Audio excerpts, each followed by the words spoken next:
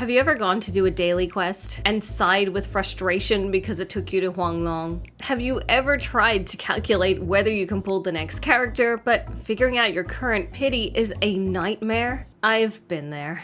Little grievances like that may be small, but they add up. So here are 10 fixes that would massively improve Wuthering Waves, starting with things that would be convenient to features that would save you huge amounts of time. Starting with number 10, this game needs a pity counter. Right now, there is no way to really check where you're at except for looking at this terrible menu that barely tells you anything and only shows you increments of 5 pulls at a time. This seems particularly egregious given that the beginner banner shows you the remaining convenes needed to hit pity. So then why on earth is every other banner missing this feature? Unfortunately, I can only think of bad reasons why that might be the case. Namely, if a player doesn't know exactly where they are in terms of pity, they might feel more inclined to just pull and pull. Since the technology for this feature seems to already exist given the beginner banner, one really does wonder why they choose to withhold this information. Coming in at number 9 is the UI, and indeed, its lack of customizability. The mobile version of Wuthering Waves can customize the UI, so why not every other version? It's definitely serviceable, but there's often way too much on my screen, and I really don't need guides for everything. I don't need the game to tell me that I can press left D-pad to open up this menu I open up all the time, and I don't need it telling me I can press the middle button to open up the map. When you add in Quest UI, it can all get a little bit busy, which is to say nothing of how much busier it looks with mouse and keyboard. And please never show me the ping on my screen ever again. I want to be able to hide certain UI elements, and I want to be able to drag my QTEs over somewhere a little bit more visible. The latter was a much bigger issue for me when I used an ultra-wide monitor because the QTE icons were so far to the right of the screen I could barely see them. So give us what mobile has. They clearly have the technology. At number 8, we have a lot of events, and that means we have a lot of rewards to accept. Unfortunately, when it comes time to accept them, there is no claim all button. Oh my god, you can't even claim all for the dailies? So it would be pretty good if that could get added to the game. Just let us claim all.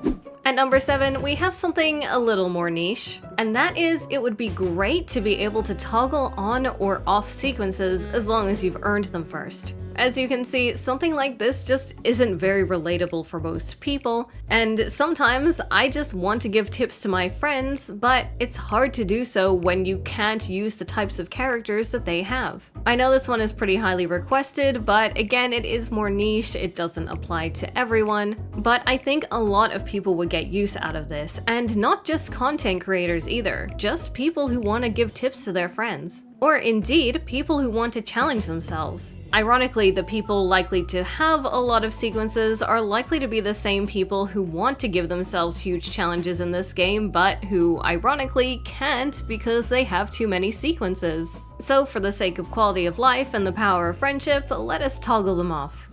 Coming in at number 6, Wuthering Waves has made great strides toward letting us actually find items that we need more easily. However, the same feature available for plants is sadly not available across the board. What if I want to find some fool's gold? It says the source is Overworld Collection, and then you just can't click on it. But of course, if you go to a plant, you can go to collection spots, and it will tell you exactly where to go. The ability to track ore and other bits would help free-to-play players a lot. And although that's not something I need to do, it's something that would benefit everyone. So let us track some ore.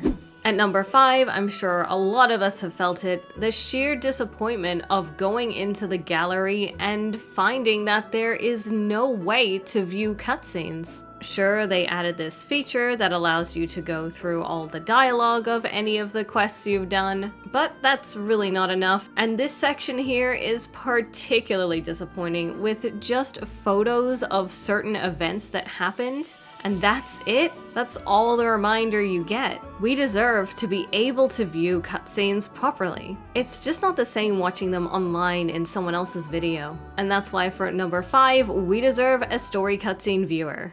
At number 4, you knew this was coming. We badly need flight in the 1.x areas because you cannot use this function currently is making me sad. These areas don't even give great reasons to use Resonator's special abilities that help them traverse faster, so I don't really understand what the point of forcing us to not fly is. Well, it's probably actually not that complicated. I don't think these areas were built with flight in mind. So there's probably a lot of issues with collision and things like that that are making the devs take their sweet time about it. Because after all, who's still coming to Honglong, right? But I'm sure a lot of us have fond memories here and like to farm echoes here at times, so it would be good if that felt as good as it does in the newer areas of 2.x. Nothing beats flying and getting to look at the beautiful scenery, and also getting to go places as fast as possible. Those Huanglong dailies won't do themselves after all.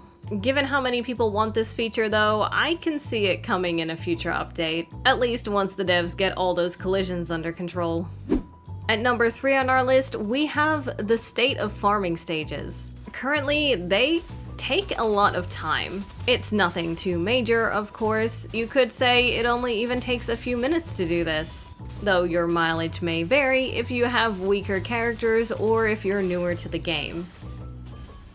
Not everyone can just explode things with Camellia after all. Once we're done, we can claim the rewards, but we can only claim up to 2 times rewards at once, and as you can see here, that isn't all of my wave plates. Meaning, if I want even more out of this, I gotta kill these guys again. Doing echo farming stages like this twice is one of the most efficient ways to spend wave plates. Besides, of course, Fantasies of the Thousand Gateways, our latest weekly. Except the thing is, this weekly takes so long you probably don't want to do it every single day, and therein lies the real problem. Doing your dailies, getting all your wave plates spent, that can take quite a while in Wuthering Waves. That's why, at number 3, I would love to see a sweep function for all these really simple farming stages. The Resonator XP, the shell credits, all these other things. Frankly, the game has so many events now, past and present, it's really hard to fit everything in if you've got a lot going on, or if you're juggling a lot of these games. When the game first launched, it totally made sense to make these types of farming stages take time,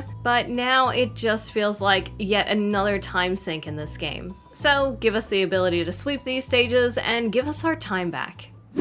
We're getting pretty close to the end of this list now. At number 2, I would love to see the team presets significantly overhauled. In fact, I would love to see them change so that they can save entire loadouts. With this, they would be able to remember the weapon the character has equipped, and in Rover's case in particular, what element they are. Because frankly, having to change Rover's element all the time, along with their set and their weapon and everything, is frustrating. All of this should just be stored in the team preset section, and they should be entire loadouts. This would save a significant amount of time overall and make me feel way more inclined to use certain teams, especially any team that happens to make use of Rover.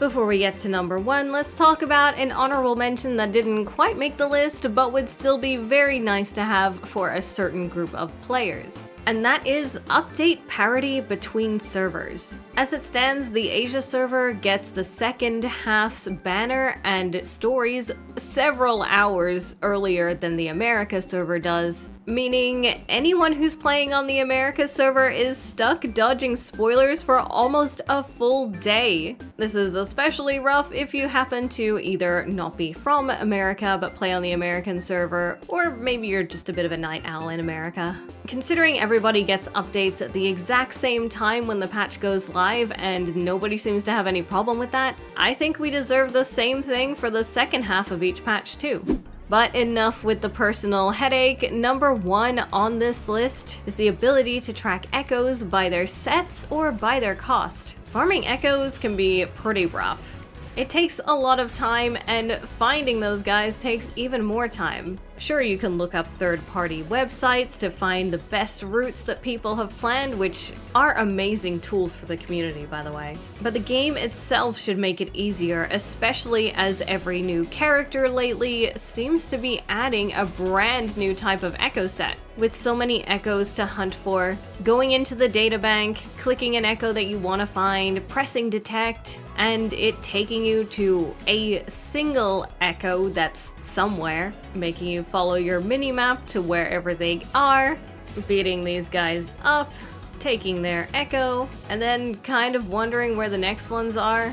Wait, why didn't it show me where the next ones are? It doesn't usually do that. Detect. Rocha, go! Oh, this time it actually showed it on the map. Yeah, with consistency like this, it's just not that fun to hunt echoes this way. But what if I exclusively want a particular echo set? What if I don't just want to find one echo all the time because a lot of them just aren't that close to each other? Echo farming has gotten pretty unfeasible with all these new sets, and I just want it to be easier. That's why at number 1, what I truly want is the ability to track echoes by their set, or by their cost. Cost is fine too. I would love to decimate every single one cost in the area, but it doesn't want to tell me that. It just wants to tell me where a single echo is, and only sometimes apparently. But that's my list of 10 features that would improve Wuthering Waves significantly, and if you want to know how Wuthering Waves has been improving its events steadily over time, you should definitely check out this video.